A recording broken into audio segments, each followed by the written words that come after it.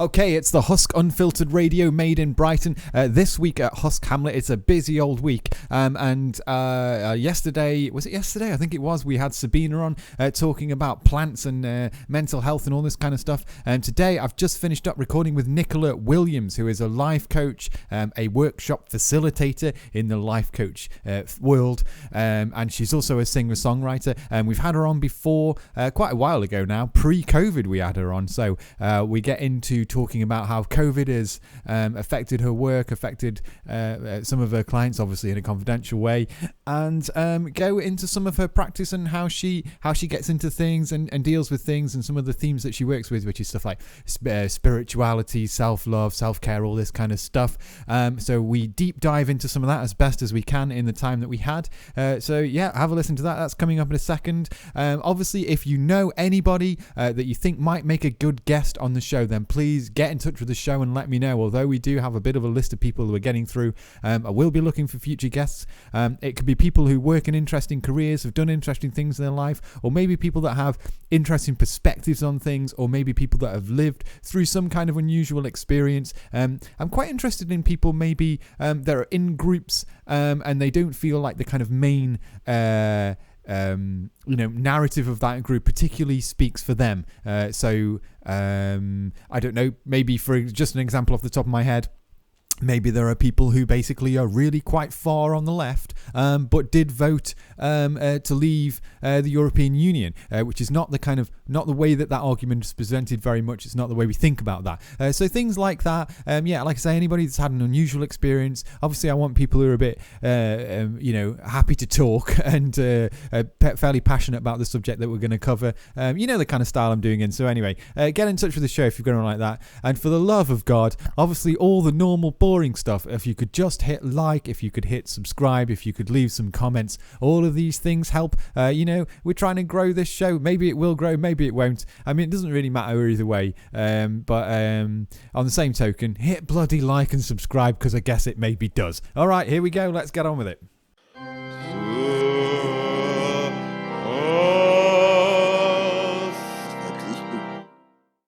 Right, Nicola, hello, welcome to the show. Welcome back to the show. How are you doing? You're looking radiant and lovely, but we just found out it's because you've got some romance in your life.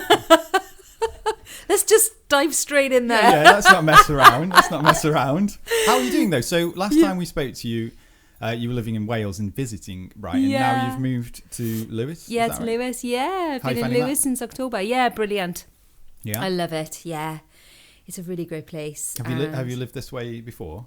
Yeah, I lived in Lewis about 3 years ago, and then took myself off to be nomadic for a while, for a couple of years, and then COVID hit, and then I came back to Lewis. Right, okay, sure. Now, last time you were on the show was, we'll talk about COVID in a minute, but last time you were on the show, I think was before COVID. Is that right? Or maybe it had just started and people were not... It wasn't such the ramped up thing that it's become. It was the end of the last lockdown. Yeah, but it was a very different world though, wasn't it, even then? It was, yes, indeed. Yeah. Now, you were on the show, and then around that time, and we'll put some links up into this, we did the Life Lessons show. That's right. Yeah, we got about 7 of the previous guests I think they all phoned in, and they all sort of offered various life lessons, and we were looking at whether there be any similarities. I don't know if you actually caught that show, but one of the things that we'll put a link up to that to anyone that wants to listen to it. One of the things that I found was that there was a real it was really predictable, kind of quite cheesy stuff really that people ended up coming out with. So it was all stuff it was all kind of like Disney or like a Hollywood film, it was all like believe in yourself, follow your heart, don't sort of don't do things just for money, listen to your own intuition, don't let other people talk you out of things. And lots of people, I think the only person that kind of said something very practical was Superfan Fran, and she sort of said, write down some sort of goals and then revisit them in a year or something. She said something like that, but everyone else was like, it was all this kind of believe in yourself thing. Is that do you think that's generally are they good pieces of wisdom? I think they have their place. But all of that kind of sugar-coated, sort of sickly, cheesy things can be a bit autopilot as well, things that people say. I was thinking this morning, actually, about the song I Believe I Can Fly. Okay, yeah. For some reason, it was in my mind, and I was thinking about how, yes, that song has its place. That sometimes we need to see beyond our limitations, but sometimes we also need to see our limitations, and respect them. Okay. And listen to them. So yes, I think it's great to have like affirmations. I believe in myself. I'm wonderful, but we have limitations. Plus, we also have aspects of ourselves that are not sugar coated because we're human and we're messy, and life is messy, and it's not as simple as that. But I think to discount anything that sounds a little bit cheesy or that kind of thing is not helpful either. I think it's just striking a balance, really. I was wondering why. Now I'm thinking different things because you've just said all that, but I was thinking the similarities between these things, and then they do sort of show up in sort of Hollywood and things like this. And I was like thinking there seems to be this sort of like these very non-complicated universal ideas about how you can sort of make your life better, but then it's actually, when it comes down to it for an individual, it's really difficult to do. It's that thing of like it's easier to give advice than to sort of take it. Yeah. And I think those kind of blanket statements, I can't remember what you were giving an example of. Can you give me some more examples? Well, like believing in yourself and following your intuition and follow your heart and don't do things just for money. Well, I've lost my train of thought. That's all right, don't worry. Because I'm human. what we can do is we can get on another train. Let me ask you, because obviously COVID's come along. I think it's become like bigger and more profound than perhaps anyone had envisaged, in a very different way to perhaps like I think our initial fears were maybe sort of some mass apocalypse or something, but instead we've gone into this other place which is very unexpected. Have you do you think much about what effect this will have on people? Have you noticed in your clients, are they sort of struggling with it? How do you think it's going to affect people in the long term? It's affecting people a great deal, from what I can see. And yes, my clients are struggling. Some are struggling with isolation. That's the main thing. Okay. Finding it hard to, particularly if they're not in a family situation where they're living with people, that they're finding it's hard to connect and to get their basic needs of connection met. People are facing a lot of problems. It's mainly through isolation. With my clients. Do you think that's an effect that they may be aware of? Do you think there are effects like I sometimes wonder about people walking around in masks, you can't see faces, we're all being asked to distance from each other, or at least we were, and I just wonder if there's some very much more subtle long-term sort of spiritual cost to all of this. I think that with the mask wearing, that's one subtle thing but an important thing. So as social beings, we need to see, we look for cues of safety in other people's faces. Someone seeing a smile on someone's face is a cue of safety to our nervous system. So if we walk into a place where we can't see others' faces, we don't know that it's a friendly environment. There are other cues, but one of the main ones is the smile on someone's face. And I know my nervous system reacted to that. I think I've adjusted quite a lot, but it reacted to that at the start, and now I'm really looking in people's eyes for those cues and looking for other cues, and I think we can adapt, but it definitely is having an effect. And I suppose especially we've got children growing up in this, going through their very first learning stages. And I think about that a lot when I see children in buggies, particularly very, very young children, in a place where there are lots of masks. I think, where are their cues of safety? And who knows how it's going to affect them. I guess time is going to tell with a lot of it. I was wondering, presumably in sort of 5 years' time, we'll have mostly dealt with this problem that we've got. But do you think that these sort of psychological effects will carry on, or will we just do you think we'll easily fall back into I think that they will definitely carry on, because some of us are experiencing trauma, and that has long-lasting effects. So having a period, I myself was living alone. Well, not completely alone. I was with my cat in the first lockdown. Having the cat really saved my life, because I'd been travelling, and so I wasn't sort of settled with people at the time. And I landed, luckily, safely in a home, but I was there alone back in the UK. And that was a really challenging period for me, that 4 months. I think it was 3 months of lockdown, but I didn't touch another human for about 4 months. Wow. But luckily for me, in some ways it was quite traumatic. But luckily for me, I've got a lot of inner resources that I could draw upon. Yeah. And you can hire yourself for pretty cheap. For free. Rates, yeah. For free, which is amazing. And I did. Like a lot of my training, I had to draw upon that for myself and dig really deep. And I did find a lot of resources that I didn't know I'd had.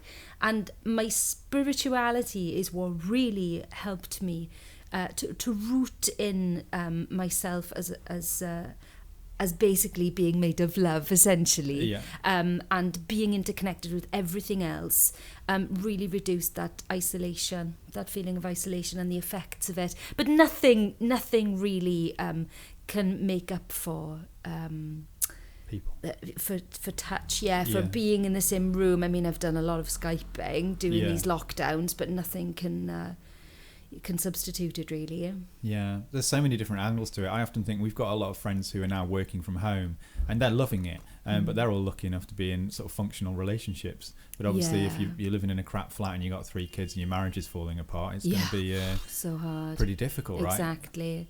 And there's a lot of pressure on people, a lot of pressure on the kids in that kind of a situation. Yeah.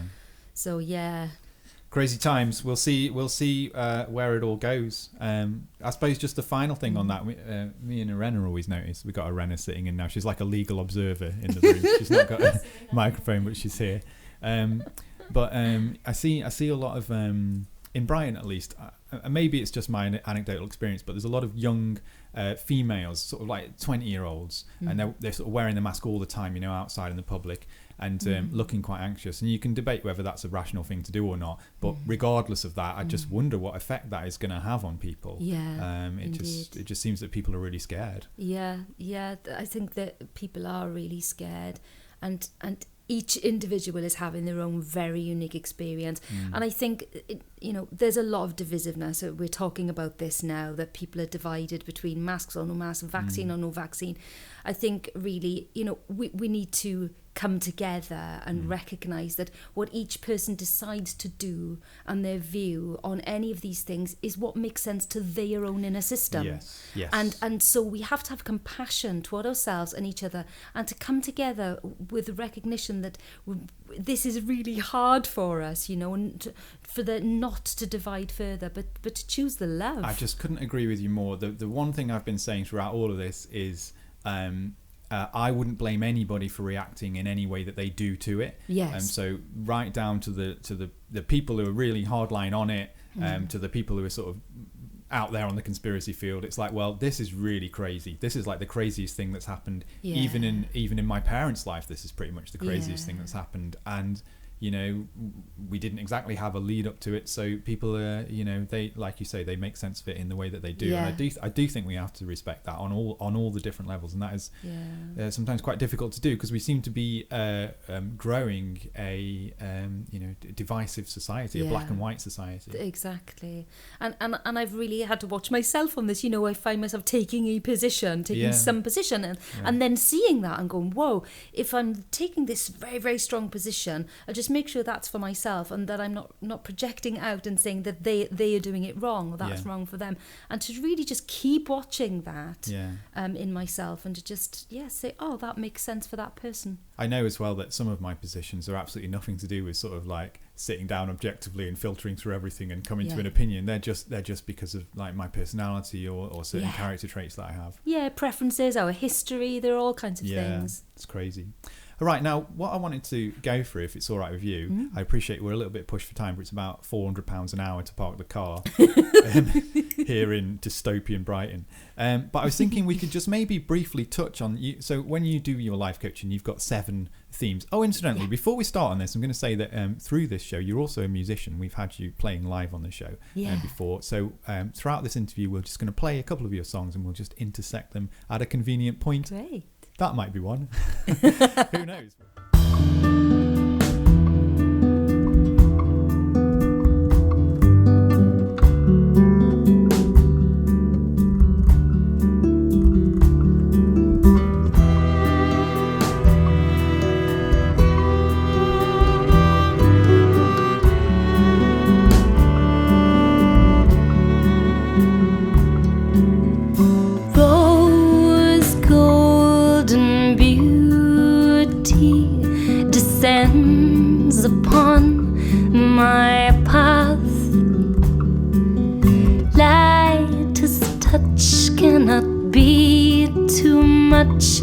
To reveal my open heart. The garden blooms, its living comes to be sweet honey flow. But the cold, it finds my hands for us to move through flesh and bone.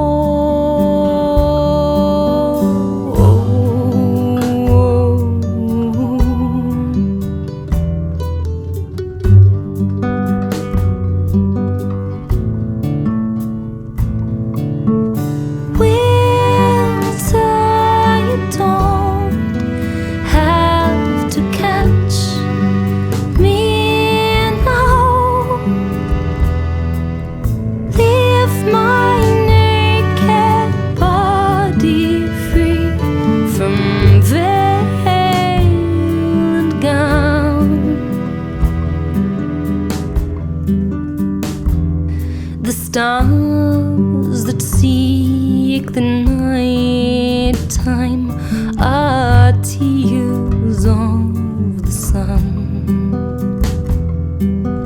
Keep them all behind you. The summer had just begun. Winter waits.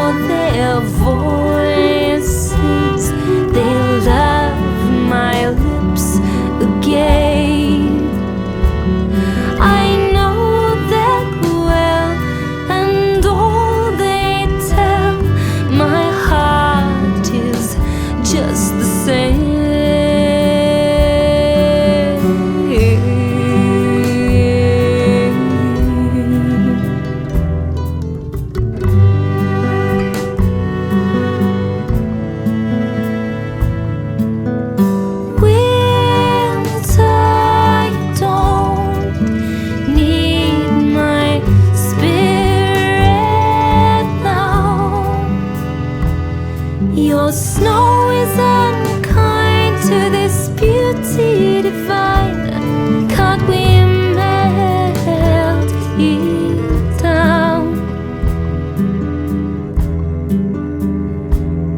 The stars that find the night time bring sorrow for the sun. Hide them all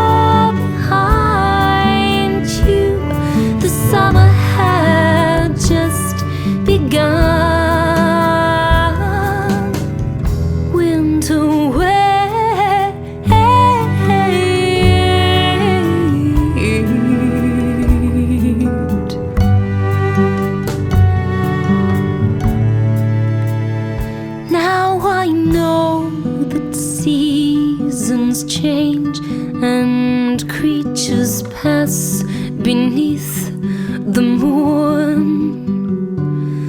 But can we make a deal to stop this fire die so soon?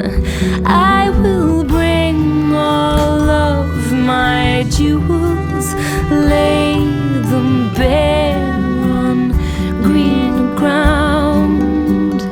You may take each one to turn to stone. My soul won't make a sound.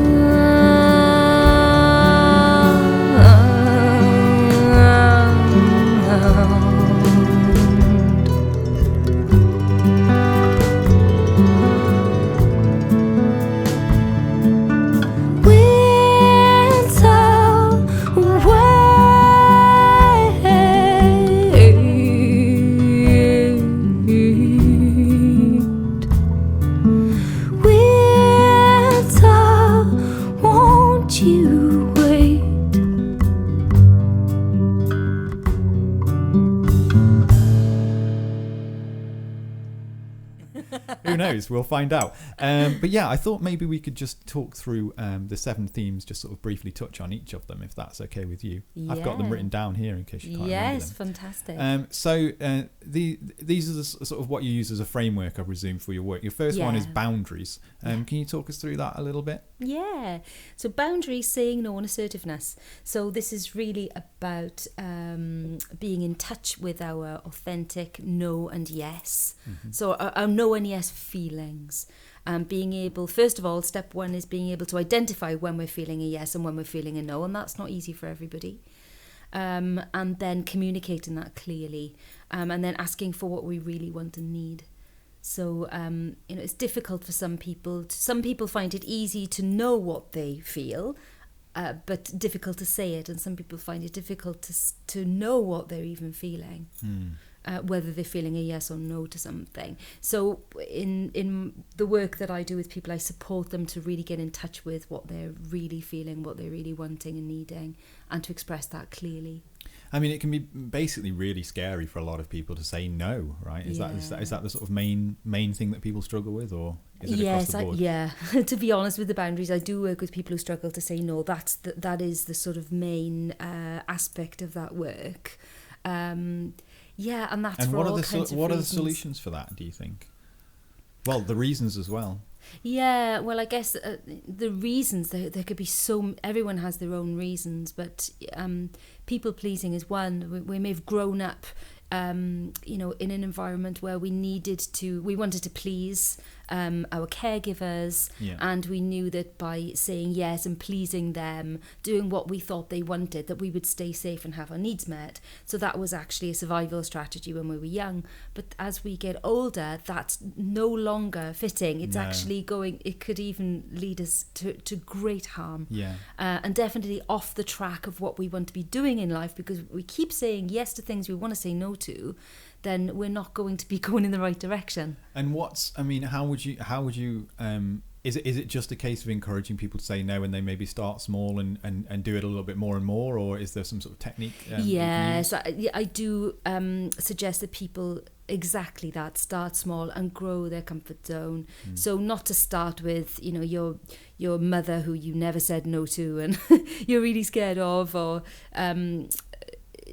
someone in authority that you feel really scared of, but to start with somebody asking, do you want a leaflet on the street? Right, yeah. And you go, no, So and saying no thank you to that. And something that's really helpful is to remember that we can say no kindly. So, and actually a no, it doesn't have to be a personal thing. It can just be sorry, but no. Exactly. And a genuine no is kinder to us and probably to the other person than a yes that we don't mean anyway. And presumably there's sort of a guilt aspect to it all as well. Yeah, people can often feel guilty, like they're wrong or bad, or that they should be saying yes when they're saying no. So it's looking at what our needs are, how we can be true to ourselves, and not be afraid to be who we really are. Your second theme that you work with is relationship dynamics. What can you tell us about those things as you're all loved up? Yeah. So I work with relationship dynamics in all relationships, and I do particularly also work in romantic relationships. Yeah. So for example, with romantic relating, in the last number of years, I've been studying and working with attachment styles, which is, I don't know if you know much about attachment styles. Vaguely, yeah. Yeah. Vaguely. It's a dynamic that plays out particularly in romantic relationships that has a huge impact on how we connect with romantic partners.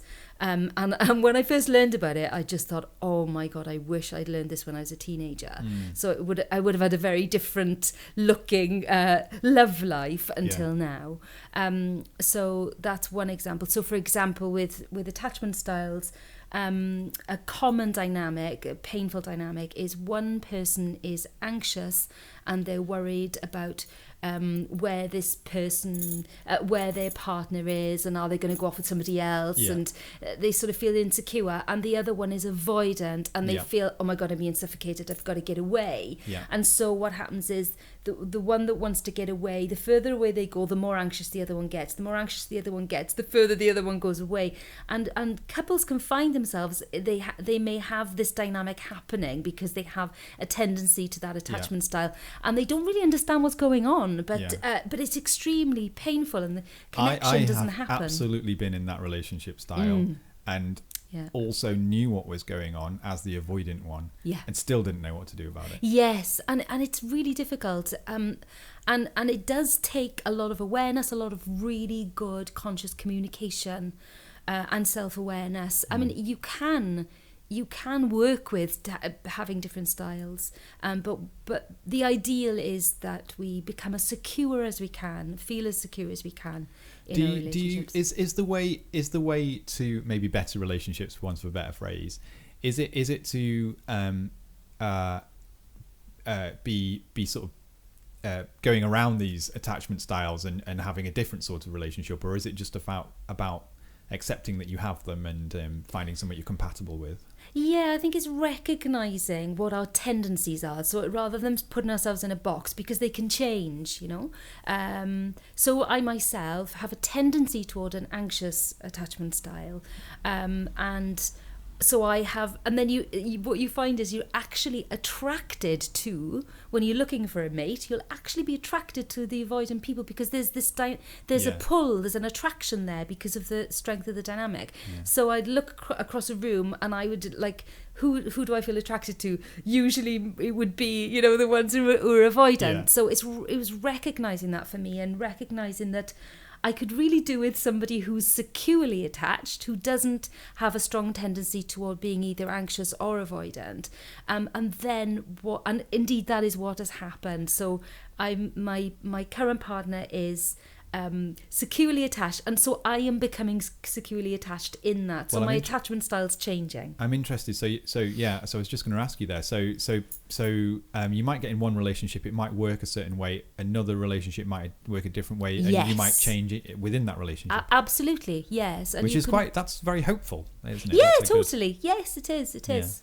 Amazing, interesting. Let's fire on through them though. The next one is kind communication. I think you've listed it as. Yeah. What can you say about this? Yeah, so kind and authentic communication. So the authentic part is being who we really are, and the authenticity is about expressing to others what's happening on the inside of us, so it matches. And that's kind for a start, because that's kind to ourselves, because we're allowing ourselves to be who we really want to be, and then expressing boundaries kindly, and having the other person in our heart when we're speaking.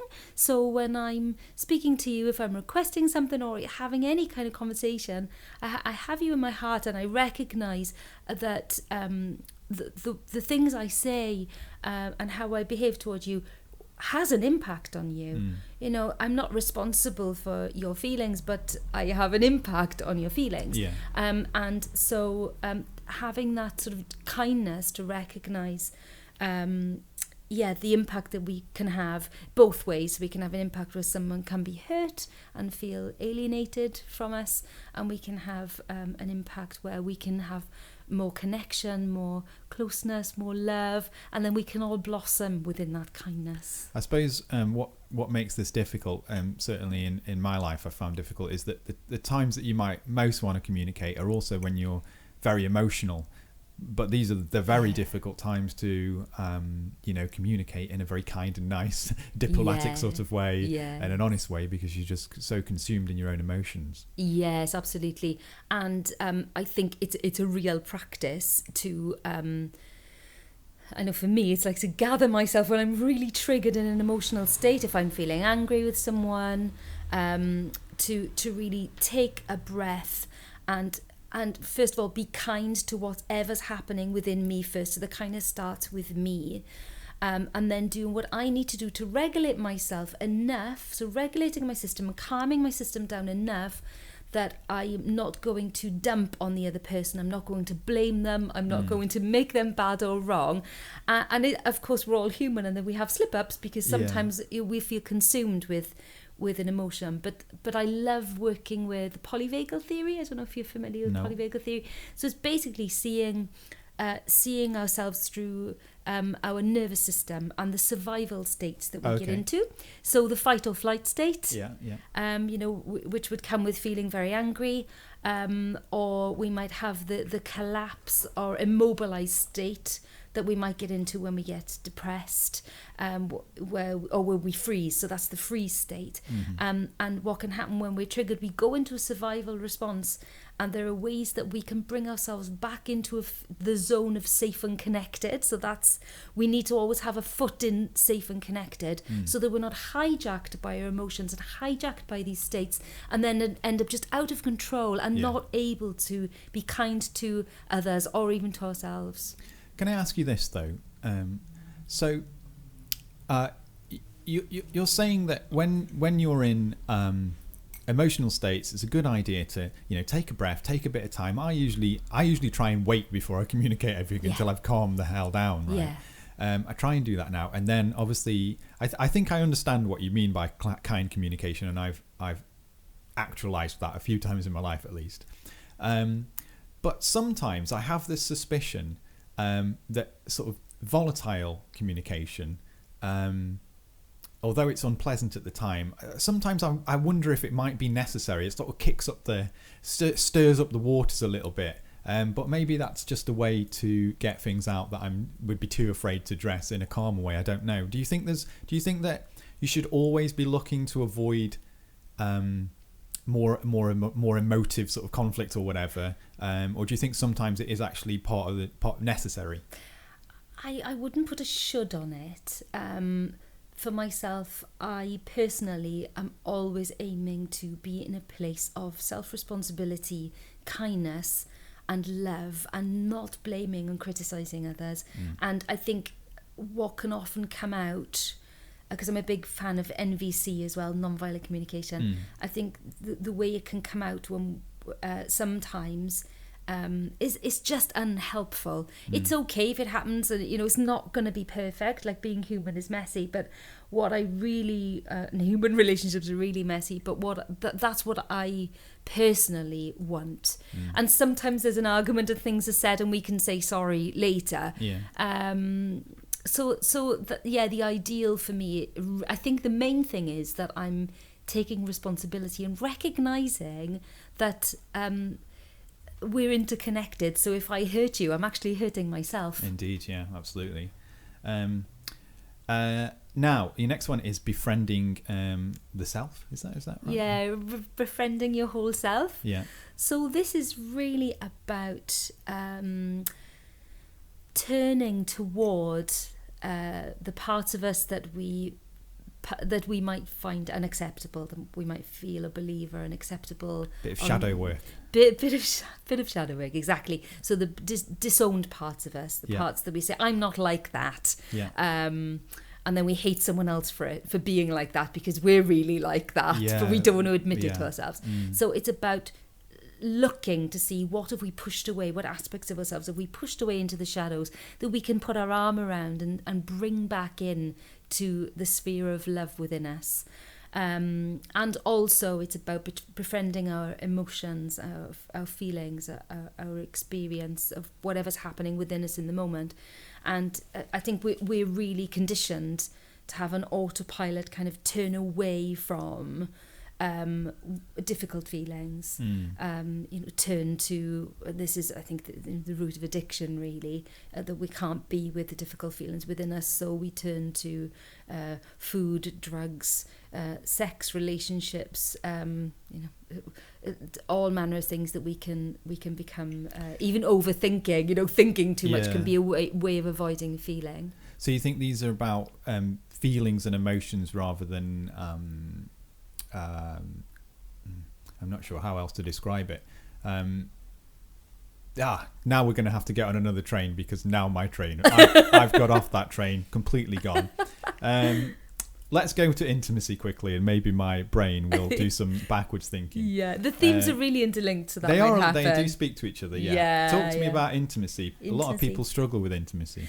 Yes, indeed. So, my favourite definition of intimacy is to be seen, and to see, and to meet and be met as much as possible in all our colours or all our aspects of our being. So it's about showing who we really are, so it's turning up, being authentic, showing what's really happening for us in the moment and being willing to share that with others. So intimacy really starts with ourselves. So it's really seeing ourselves, and this is where the befriending our whole selves and the shadow work is important. There we are. I've taken us back on that train already. Yeah. Because that's when we can be intimate with ourselves, is when we can include all parts of ourselves, and we can really be with whatever's happening within us, and then we can be rooted in our own being, and then we can really meet and see someone else from that place of rootedness in ourselves. I think what I was trying to say, and I don't know how you'll answer this or feel about this, is I think I've sort of made peace with quite a lot of maybe quote unquote dark parts of my personality. So I know that I have some sort of rebellious streak sometimes, for example, and there are other things which I'm not going to talk about on the radio. But I'm sort of at peace with them, and I find in my life now that what I do is I sort of allow certain safe spaces for those things to exist. I guess so. Like I've played in sort of aggressive rock bands, for example, and that's a sort of controlled space in which I can be a bit of an egomaniac and be angry and sort of scream. Not that I actually aren't in those bands anymore, but when I was, it was kind of like a controlled area rather than it sort of leaking into the rest of my life. Yeah. Is that the sort of thing that you mean by befriending yourself, like bringing your darkness into your life, or is it more about trying to overcome those with a sort of sense of love, or whatever it is you would describe it as? It's definitely about integration, not overcoming. Yeah. Okay. So it's really bringing all of the different parts in. Excuse me, that's my rhubosh now going down. Well, it's intimate, so don't worry. So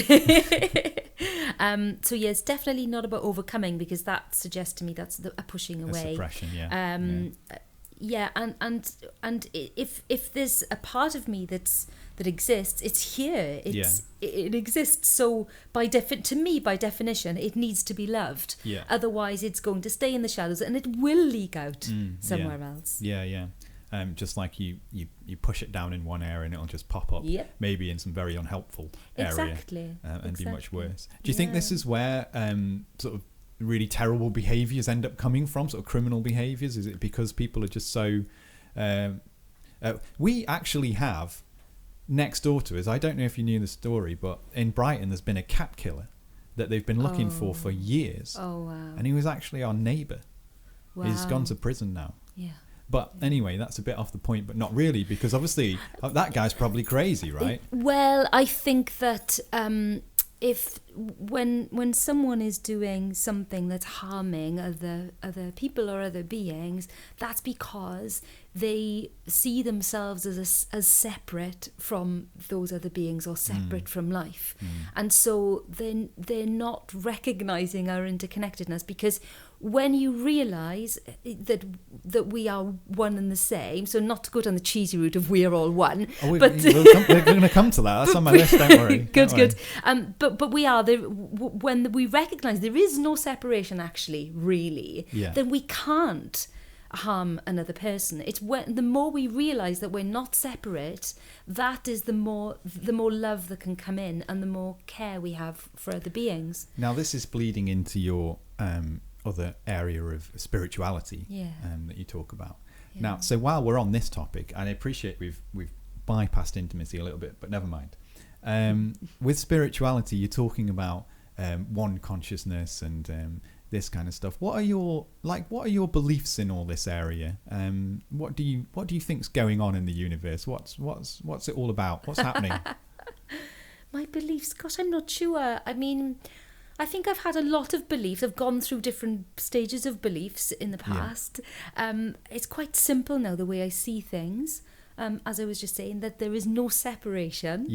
And I mean, I don't know what is going on. When you say, we're all separated, we all share a consciousness, this sort of thing, is this a sort of philosophical way of thinking about something, or is there genuinely some sort of conscious connection in the universe that science has yet to measure? Well, I can only really speak from my own experience, and for me, the more I live, the more I see that we're not separate from each other, and the more deeply I feel. So if you are hurting, I'm really feeling that. And it's difficult to put words on love, isn't it? But I believe that is what everything essentially is love. It's interesting because about 5 years ago, I was in a very, very dark period, second darkest period in my life, I suppose. And I was actually down in Glastonbury. And this just sounds so cheesy to talk about, but I basically had some sort of what felt like a spiritual epiphany, right? And I wasn't like off my face on drugs at the time. And it was I'd got, I was really at emotional base level while this was happening, before it happened, and then it happened, and I basically did have this drug-like experience, although I wasn't on drugs, which the two messages that I got from it, which are just hugely embarrassing to say now, but they basically were that all people are connected, all consciousness is connected, and that like love was the sort of most powerful force in the universe.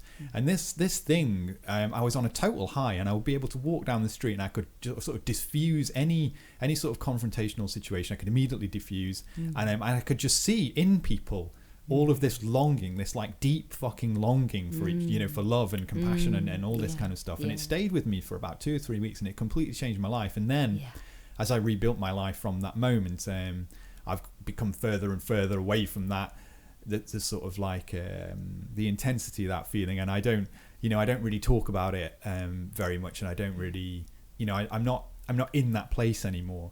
But it definitely really changed my perspective on everything. And after that, there were people that I'd previously really not been able to get on with at all, that I suddenly was like, oh, you're all right. And then I kind of had to bring it back, because I think it went a little bit too far. And I had to be like, well, hang on a minute, we're living in the real world, and some people are idiots, so I think that's the kind of thing you're talking about, right? Is that have you had experiences like that? Is that how you envisage it all? Well, yeah, I've had two experiences in particular of the experience of love and oneness. So the first one was when I was 15 years of age. And yeah, just woke up. I found out later it was the midsummer solstice. Just had a pain in my belly and woke up and opened the window and was in a completely different state, and thought the world might have disappeared when I opened this window, because I've never felt like this before. There was something really incredible going on in my experience, and I just flung open the window, and it was just basically the sun rising and the birds singing, and I laughed and cried with the deepest joy and knowing of myself as just being connected with absolutely everything. It's impossible to describe it. Yeah. But that really changed my the trajectory of my life, the friends I had, the conversations I had, what I was interested in, what I wanted to explore. And I think really I'd felt this throughout my childhood, but didn't have any, like I asked for a Bible when I was 10 because I thought I need to know what this God thing is all about, you know.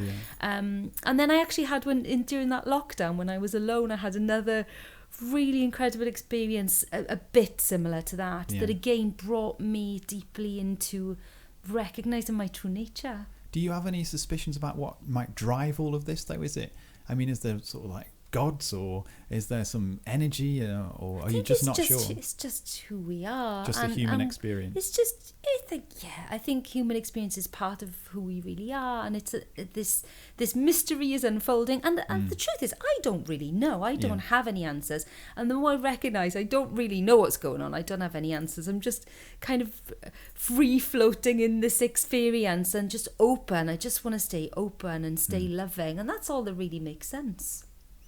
Fair enough. I've drawn back to cynicism after that experience, by the way, but it was still life-changing, and I definitely, I'm a better person for it. Your final theme that you work for, I can't believe we just talked about that on this show, is self-love. Tell me about that. We've kind of been through that, though, haven't we? But tell me about self-love. Yeah, well, I mean, for me, self-love is really about accepting ourselves as we are. It's part of befriending our whole self, part of self-love. And it's about not thinking we need to change or try and fix ourselves, you know, to in order to be loved. Love is what we are. There's so many pressures on people, isn't there, from friends and family and society at large to be a certain way. And I think one of the things that I've struggled with, and a lot of people I know struggle with, has been sort of career, right? And there's all this sort of expectations, you know, to make money. It's very difficult. It can be very difficult. Yeah. Yes, indeed. And I think we need to really stop, you know, when there are so many pressures from outside and the world telling us we need to do certain things and be a certain way, to really stop and hold ourselves with love and listen deeply to what's going on in ourselves and in our hearts. And then when you follow this sort of intuitive way, things actually do work out. All of those things can work out. For me, they have. Yeah. I think for a lot of people they have. Yeah.